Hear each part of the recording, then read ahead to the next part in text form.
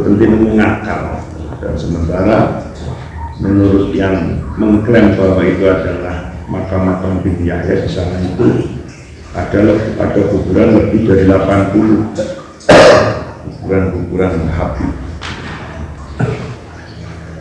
Nah, kalau kemudian nggak ada yang batu nisan tua yang apa itu kemudian bisa dijadikan bacaan dalam tanda kutip atas nama tradisi keagamaan, maka caranya kados ingkang terjadi di daerah Kantak iki dan desa Watu Rejo, karena dianggap Ngantang ini adalah hanya simbol suatu daerah, yakni wilayah kecamatan, yang bisa jadi asumsi masyarakat kalau ada nama-nama kecamatan biasanya kan diambil dari sosok orang kan. Nah, ini carilah orang apa kemudian di atas namakan Mbah Ngantang. Terus terkait juga apa itu namanya,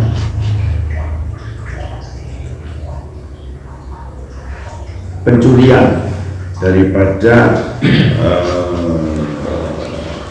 batu nisan yang terakhir itu, berarti kan yang dipastikan hilang, artinya hilang itu lenyap dari tempatnya itu ya nisannya Sunan Muria yang asli itu.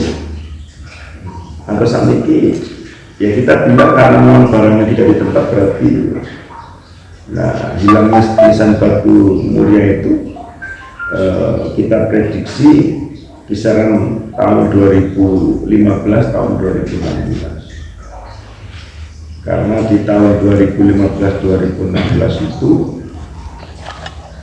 nisannya itu diganti batu granit namun tanpa ornamen, sementara nisannya itu ada ornamen ini. Sudah waktu ukir-ukirannya terus nisanipun yang Sunan Gunung Jati, terus nisanipun di poro-poro piantun Agung Wali Songo lah, jumlah Sunan Giri, Sunan Derajat, Sunan Ampel, sakit itu. Di tahun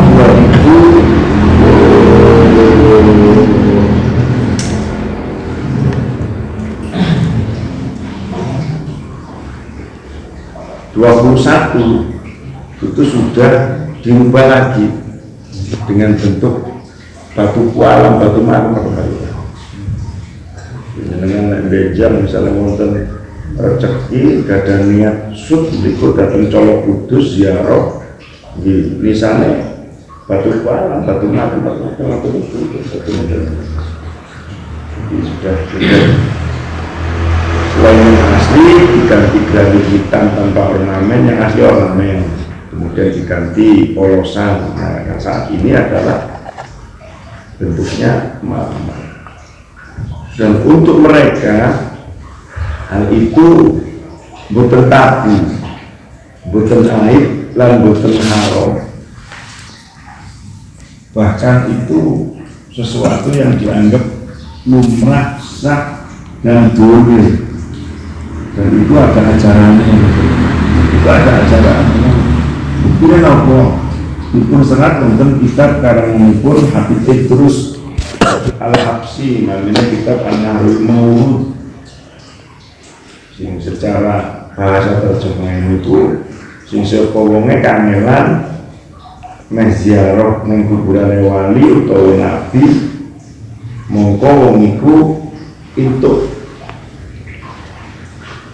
gawe replika, membuat kuburan yang mirip atau persis dengan bentuk aslinya. Setelah dipikir wayas tahdur ruhaniyatahu, kemudian menghadirkan roh daripada si wali tersebut, si nabi tersebut, si sunan tersebut ke kuburan replika ini, kemudian ziarahi dan melakukan amaliyah yang sudah tidak apa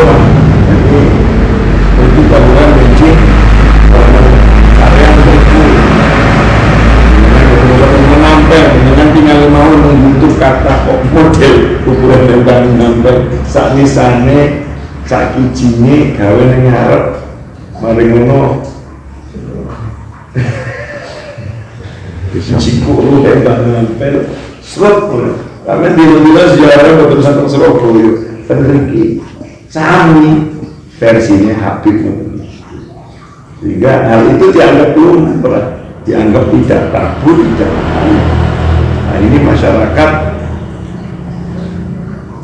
akhir-akhir ini kan pun satu mulai sadar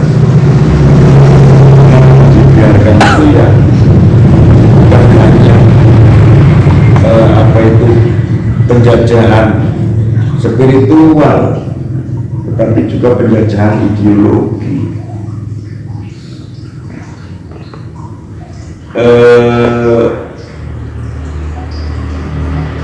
Bentuk pola kuburan Maulana Malik Ibrahim niku kan wonten sing kados gapura iku niku Pak ageng-ageng nggih niku cares kuburan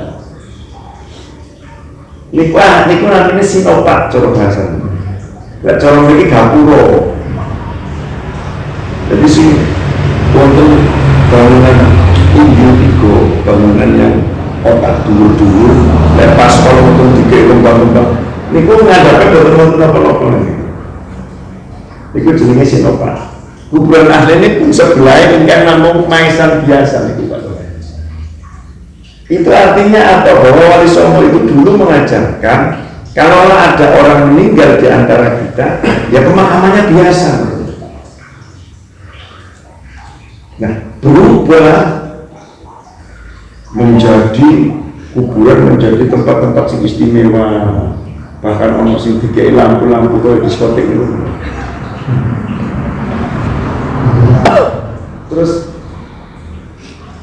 mendesain sedemikian rupa seolah-olah kuburan itu kayak tempat peribadatan. Jadi Islam orang ziarah, nah kuburan Islam kembali ke orang unjuk-unjuk itu dianggap orang Islam. Mungkin banyak umumnya kan yang sempat sejauh mekhonis pokoknya cukup keluarga yang kuburan tahlil masjid yang musuh anak kemana pun cekap loh. Namun tadi ini, bahkan ada sebagian ulama yang mengatakan haram, ada yang mengatakan makruh kok ketika ada upacara kegiatan maupun ibu sing akhirnya dadosaken napa niku kuburan itu kados dasar. Tapi mereka didesain itu adalah ajaran atau kolaborasi. Pokoknya apa saja kalau untuk infus, untuk mempengaruhi dan lain sebagainya, apa mana ngapunten kataipun ngapunten dengan enak gampang dibodoh kan sewu gampang dibodoh udah kapan dan itu mencoba untuk agak sedikit kritis mencoba membandingkan cara beragamanya umat NU dengan umat Muhammadiyah. Jogja niku yang elite, sing elit niku nggih jumlahe punggawa keraton, porondoro sing elit. Niku kata itu Muhammadiyah, Pak. Tapi amalnya NU. Yo ngopeni keris, yo ngopo menyang, yo ziarah niku amalan mirip-mirip NU to nggih. Tapi kenapa dia lebih asik di Muhammadiyah? Karena cara berpikirnya orang Muhammadiyah itu moderat. Jadi menungso itu sama manusia itu sama. Yang membedakan itu ya nilai-nilai kebaikan secara kemanusiaan, secara hubungan antar manusia. Tapi kalau bicara vertikal, jibut jelas dengan Al-Quran ini ada dua sosok global, NU Mbah Hasyim Asy'ari, Muhammadiyah Kiai Haji Ahmad. Kuburannya apa istimewa apa? Jenengan ada mirip Khalifun Mbah Hasyim Asy'ari. Ada mirip betul? Betul dok. Betul. Sing dikoli sinten? Gus Dur. Iya. Ini yang ini sudah cerdas. Jadi untuk khol itu jangan kemudian seolah-olah kalau nggak khol berarti murtad. Leper kalau bukan yang sepalah pun biasa. Dengarkan yang sepan, dengarkan guru yang saksi kesan, ketahui sambung saya itu adalah pun biasa. Cuma kadang-kadang akhirnya NU itu semakin ya tadi itu seolah-olah inilah Islam yang paling benar, inilah NU yang sejati. Kalau mau benar-benar melakukan khol dengan aktivitas yang wow. Lalu konten ini NU. Khol ini pun apa sih? Di peringatan kematian, mengumpulkan keluarga, derek, batu niku, ini masyarakat. Lalu dia benar. Jangan kemudian seolah-olah pripun yang betul khol berarti orang Islam dan tidak mungkin kok itu. Nah ini pemikiran ingkang ngeten niki sing kambing dipodhoni niku dimanfaatkan oleh kelompok paham. Nah ini untuk ada dialami sudut pandang khol dan apa secara ilmu Islam. Silakan dialami dan biar nggak ngantuk. Bismillah.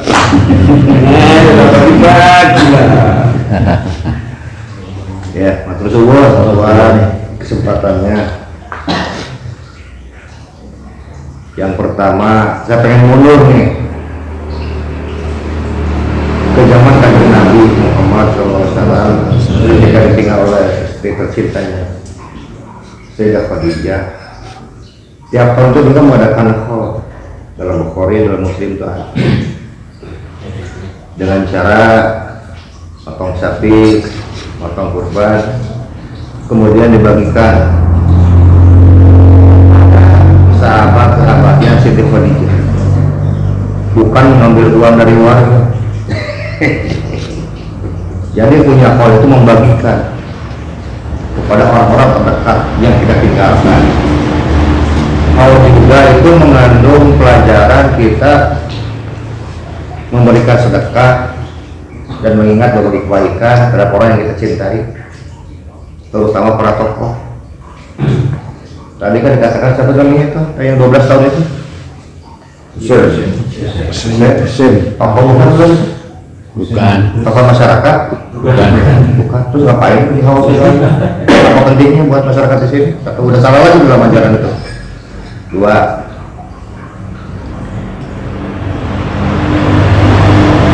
tahun 1838 setelah semua perguruannya Yandri di Mekah sama Madinah kan dipanggil tuh sama Ratu Aminah membuat laporan bagaimana caranya untuk menguasai negara Indonesia. Dijawab, Ratu, orang Indonesia itu tidak akan pernah bisa ditaklukkan dengan kekuatan dan militer. Karena sejarah bangsa Indonesia itu ratusan tahun sudah biasa perang antar pribumi dan pribumi sudah biasa itu antar kerajaan ini kan dari kerajaan kecil, sedang, besar dari dulu sudah biasa. Lalu apa sekarang yang bisa dilakukan untuk menguasai Indonesia? Satu, kooptasi budaya, kooptasi nasab, kooptasi sejarah, kooptasi ajaran. Kooptasi budaya, kooptasi penjajahan, namanya kooptasi itu dilakukan waktu di Aceh. Semua instrumen-instrumen yang biasa dipakai oleh masyarakat Aceh dengan kesenian budaya tradisional itu semuanya dihilangkan, diganti dengan rebana. Karena dianggap rebana mah lebih Arab.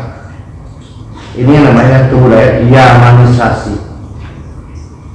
Akhirnya pindah, salah satu saudara Aceh yang berhasil pindah ke Pulau Jawa, Rabanisasi semua, Malistawin pakai rebana sebagai sehingga kebudayaan kesenian asli Pulau Jawa yang namanya gamelan, bohong, sulit, hilang semua.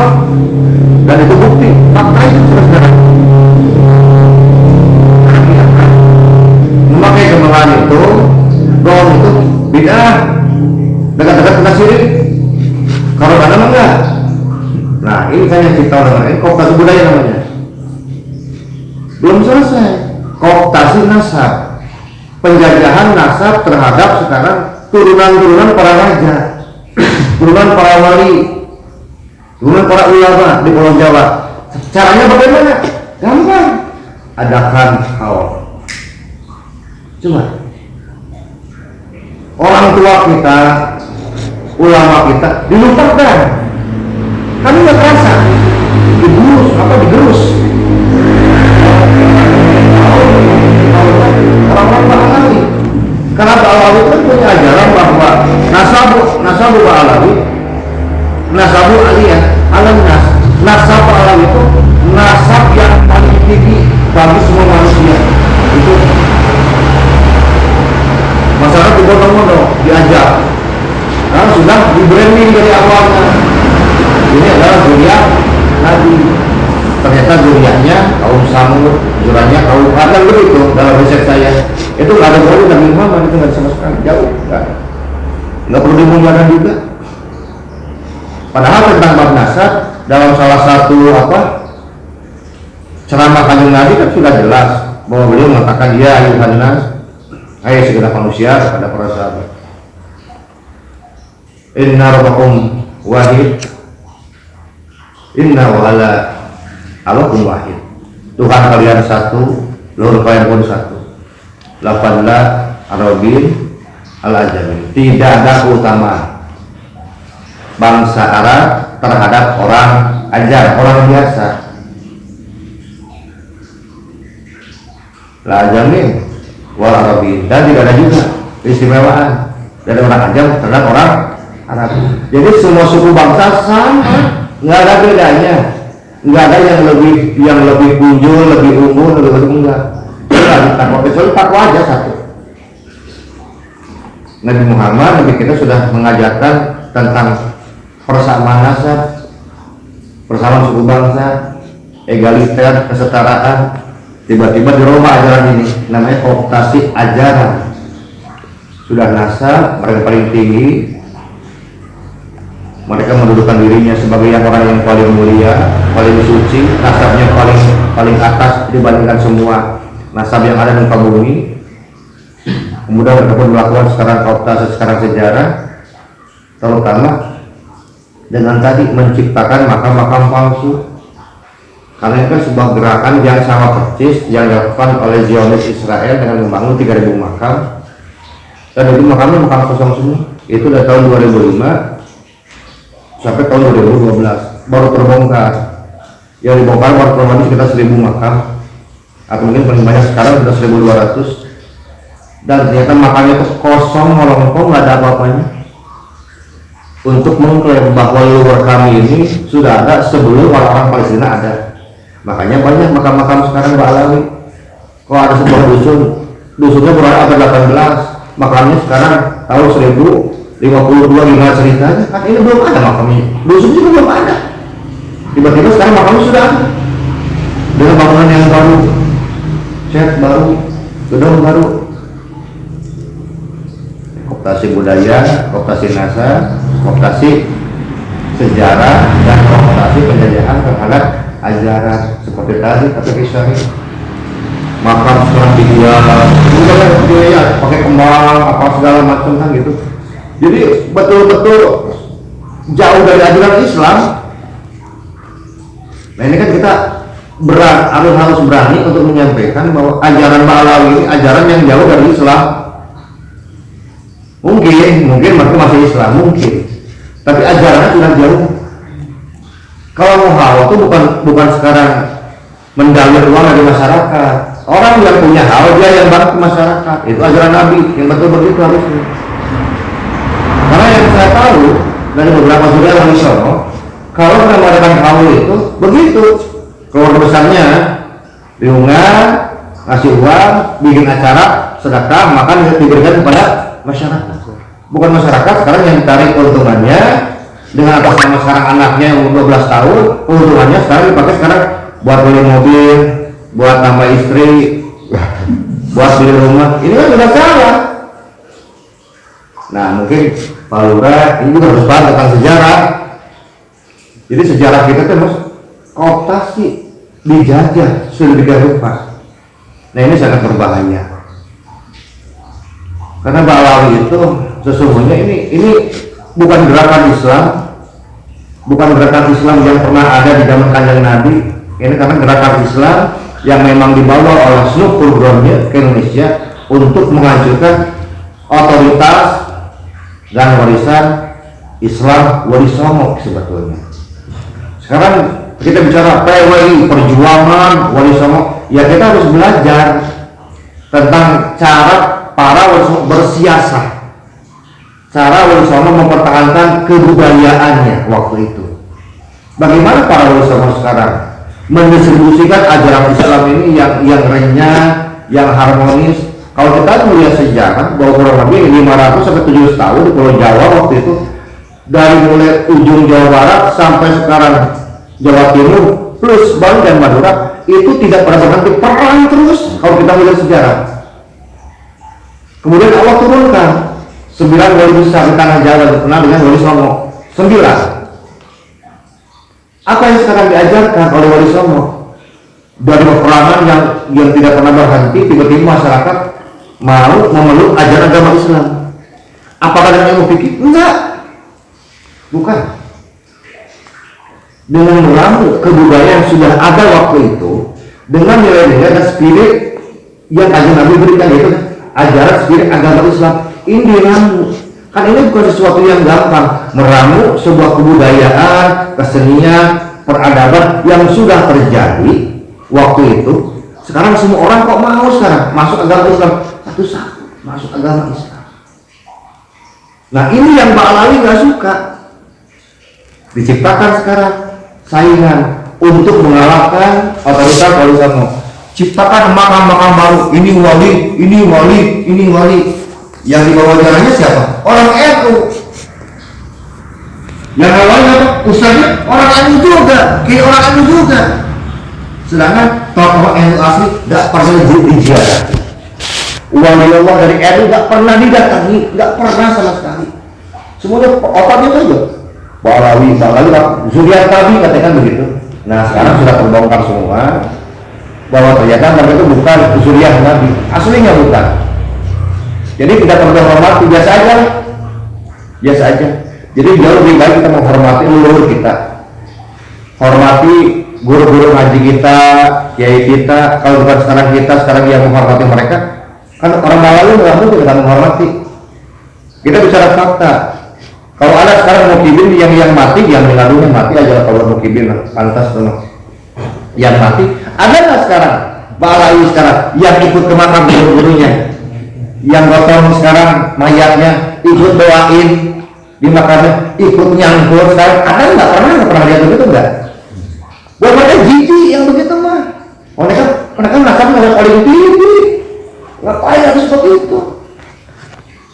Nah, ini penjajahan kebudayaan, nasab, sejarah harus kita pahami secara maksimal. Karena cara mereka menguasai sekarang yang terakhir, itu adalah nanti kooptasi umat, menguasai umat. Setelah 4 metode ini mereka akhirnya akan mencapai penjajahan terhadap umat. Jadi umat mau ke kanan ikut, ke kiri ikut. Makanya ada namanya muhibbin. Muhibbin itu bukan baru sekarang, sudah ada dari mulai zamannya Muso dan DN Aidit. Itu yang berperang melawan sekarang NKRI siapa namanya? Muhibbin namanya. Muhibbin Muso, Muhibbin Aidit. Itu Muhibbin PKI. Sekarang muncul lagi namanya Muhibbin. Hati-hati. Namanya perang semakkan untuk gerakan PKI. Jangan-jangan Muhibbin ini adalah gerbong PKI kosong begitu ya. Jadi sejarah selalu diulang, hanya pelakunya yang berbeda. Jadi bukannya suudon, kita belajar dari sejarah. Karena sejarah mengajarkan kepada kita banyak hal, banyak.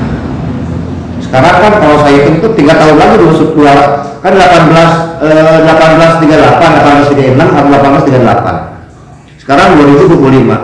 Ini kan mungkin sekitar 16 tahun lagi ini genap 200 tahun penjajahan Ba'alawi yang dimulai oleh Sluk Kurbronya. Sekarang kita yang menjadi bumi putra Indonesia, yang menjadi pribumi asli, apakah kita akan membiarkan hal ini terus berlanjut? Apakah kepribumian kita akan kita berikan agar kita selamanya dijajah oleh mereka? Mereka kita tuankan seperti waktu zaman Sukorbronya, bahwa semua para raja, para temunggung, para kiai semua sekarang berada dalam pengaruh Ba'alawi. Yang mendahului sekarang ke kerajaan, ke pesantren kan dulu itu mereka di bawah pengawalan legalitas penjajah Belanda.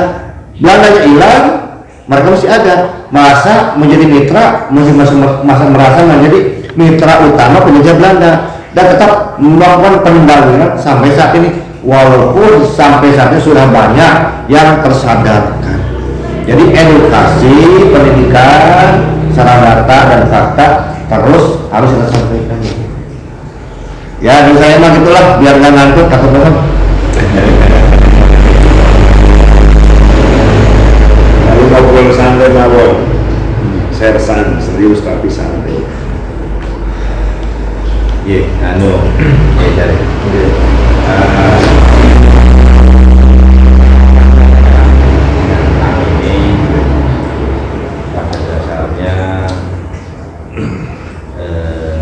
Berawal belajar dari media. Jadi dari media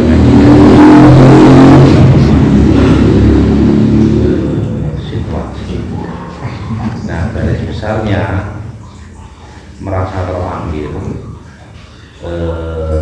atas dasar pemahaman Ahlus Sunnah wal Jamaah. Jadi ini yang melatar belakang kita. Jadi An-Nahdiyahnya ini yang menjadi satu semangat pergerakan kita, meskipun di internal Nantang sendiri itu kita sedikit ada kesalahpahaman dengan struktural. Jadi kita non struktural, sedikit ada ketersinggungan dengan struktural. Tapi di dalam DWI ini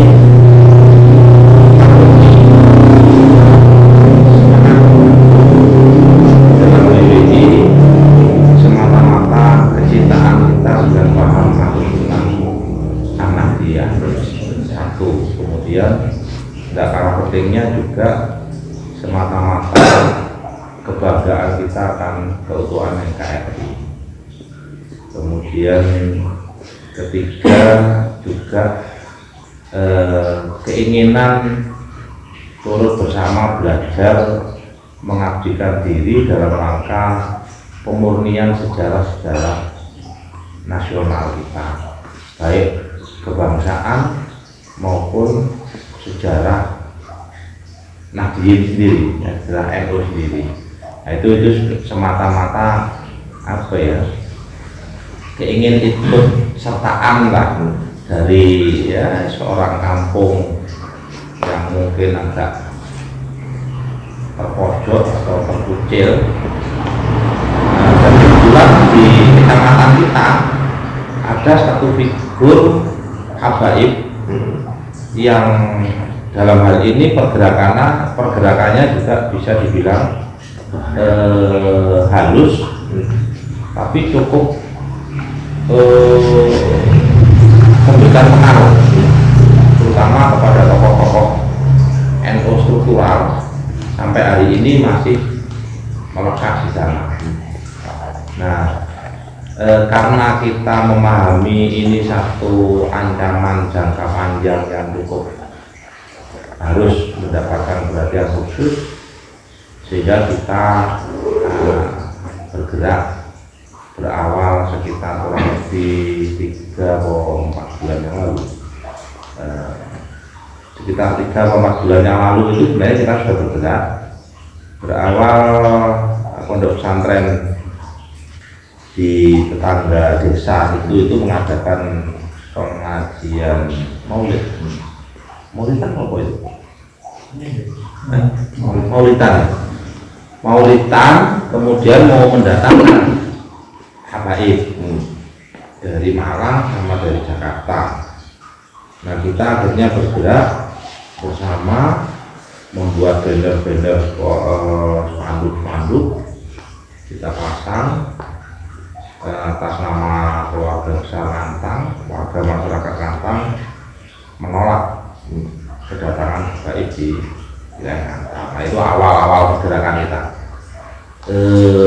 Setelah itu dan dalam rangka itu mendapatkan respon yang cukup beraneka antara perlawanan dan juga ada yang dukung, termasuk mendapat sorotan dari aparat-aparat pemerintahan sangat beragam juga. Nah, tapi intinya pergerakan pertama berhasil. Kita menggagalkan menolak kedatangan habaib itu berhasil. Bahkan ada salah seorang habaib datang ke area itu, kita backup, kita usir, suruh pulang. Itu sukses berhasil. Nah, ini tanggal 9 mendatang ini akan digelar hall dan bersamaan dengan walimatul arus anaknya. Ini kita agak kesulitan pintu masuknya. Kalau temanya sudah berhasil kita gagalkan dengan kerjasama lintas pemerintahan desa dan Babin Kantipmas dan lain sebagainya, itu nampaknya berhasil, sudah ada titik-titik berhasil. Tinggal satu poin, mereka akan mendatangkan atau mengundang keluarga besar habaib Semarang Raya, dan keluarga besar habaib otomatis saya nggak tahu keluarga besar mereka memang cukup besar. Nah, ini yang kita antisipasi. Ini caranya habaib ini kalaupun toh datang, tapi event pengajian atau kegiatan yang kita khawatirkan ada doktrin-doktrin yang nggak benar. Nah, ini yang sedang kita pertimbangkan jalan keluarnya atau cara untuk menghambatnya. Itu gara-gara gitu. Nah, kemudian malam ini alhamdulillah khususnya rekan-rekan Ngantang bisa didatangi dari Yai Arif dan rombongan, yang intinya mohon doa restu kita dari warga masyarakat Ngantang pada umumnya ini ingin berpartisipasi berjuang bersama PWI di bawah naungan PWI, entah apapun nanti bentuknya dan bagaimana kelanjutannya. Ini mungkin ada support yang terbaik. Karena ini kebetulan yang datang, kalau yang sudah terdaftar di keanggotaan kami itu sebenarnya di periode pertama itu hampir, kemudian karena ada instruksi dari struktural MBC dan Suriah, akhirnya keanggotaan kita agak down, dan hari ini insya Allah yang masih eksis itu masih ada kisaran di angka 100, itu yang masih militan. Nanti insya Allah masih ada sekitar di angka 100. Kalau awal di pergerakan kita yang kurang lebih 3-4 bulan yang lalu itu keanggotaan kita ada hampir sekitar 300 orang, dan itu mayoritas dari keluarga besar NU dan simpatisan warga nasionalis, warga Ngantar semua. Kira gitu. Mungkin itu baru saja. Atau mungkin ada yang lain dari rekan-rekan ini dari Komdar. Monggo. Ini si Komdarnya Pak dulu. Komdarnya beliau ini Mbak Darmanto. Kemudian ini gitu Lontar sepuh ini Ustadz Budi. Kemudian Ustadz Budi ini kuadrat. Kemudian beliau ini Mas Agung, ini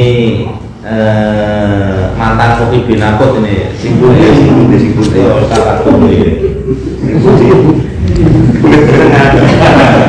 ini mantan Kopi Binakut. Namun ini kalau lolos bumi. Oh saya, dia kemudian Polres Bumi, mantan Ketua Ansor. Mantan Ketua Ansor beri nyata. Kalau beliaunya dan kita sebenarnya juga banyak di struktural bagian bawah di MPC. Ini lembaga LTM Dulu beliaunya di periode sebelumnya beliau di sekretaris Tanfid. Sekarang nggak diakui turunan. Katanya gaya Tanfid tandingan nggak kita dukung. Ini ada jadi.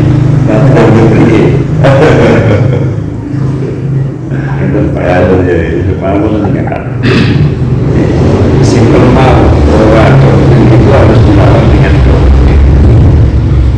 Jadi sebagaimana yang saya sampaikan bahwa NU itu dianggap bodoh walau memang kenyataannya sebagian bodoh. Jadi kebodohan itu sampai kapanpun akan dimanfaatkan oleh orang yang jadi doktrin dilawan doktrin. Makanya kita ajak masyarakat untuk yang pertama adalah mengenal jati diri Islam yang sebenarnya. Jati diri Islam itu ya Al-Quran. Jati diri Islam itu ya Al-Hadis. Nah manusianya siapa? Ya Rasulullah Shallallahu Alaihi Wasallam. Seperti apa akhlak Rasulullah? Seperti apa perilaku Rasulullah? Pitakenanipun, pertanyaannya sebenarnya sangat mudah. Adakah sejarah yang mencatat, menceritakan, meriwayatkan bahwa setelah Rasulullah SAW diangkat menjadi nabi, kemudian menginformasikan kepada umat, kepada masyarakat, bertambah kaya atau bertambah miskin? Itu poin pertama. Yang NU pun sami biasa ngaji. Bahkan ada cerita satu ketika Rasul Shallallahu Alaihi Wasallam sempat meneteskan air mata melihat istrinya Sayyidah Khadijah menyusui salah satu anaknya yang keluar bukan air susu tapi darah. Terjadi dialog antara Rasulullah dengan Siti Khadijah sampai kemudian Siti Khadijah cara mentegakkan mati-mati atau mati-mati apa wasiat ya siapa ya terus Kanjeng Nabi Muhammad sampai memang benar terus berjuang syiar. Kalaulah kemudian ongkos perjuanganmu habis sementara saya sudah tertimbun tanah, sampai yang duduk kuburanku golek ono tulangku didol. Itu cara Rasulullah berdakwah. Nah, kembali kepada pertanyaan, orang-orang yang selama ini mengaku sebagai anak cucu Rasulullah di dalam tubuh aneh mengalir darah Nabi, ini kok ngeki umat atau ngerampok? Yang pernah jadi pemimpin nggak usah jawab.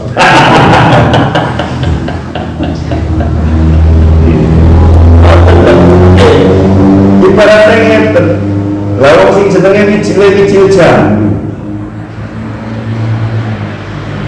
Batangnya batang jambu, cabangnya cabang jambu, rantingnya ranting jambu, godong jambu, kembangnya jambu. Mestinya kaya nopo? Kok iso dadi wae kok klengkeng niku pripun? Kok lah dicangkokan so ngoten niku. Jajane sing nempel ya yang usianya ya di bawah saya lah, usia 40-an. Itu saat ini sangat mudah, nggak usah pakai kitab banyak-banyak. Kalau sampean cara meneliti, cara mentelaah, cara tracking seperti Kiai Alawi, mumet ngeluh Pak ngombe bodrek Pak. Cara men-tracking, meneliti, mentelaah, menurut seperti Kiai Imat, yo mumet ngeluh. Apa betul sih Habib Alawi keturunan Nabi, lalu kayak Kiai Lukif ya belum dapat kitab mumet. 5 saja. Ini bagi yang muda-muda maksudnya.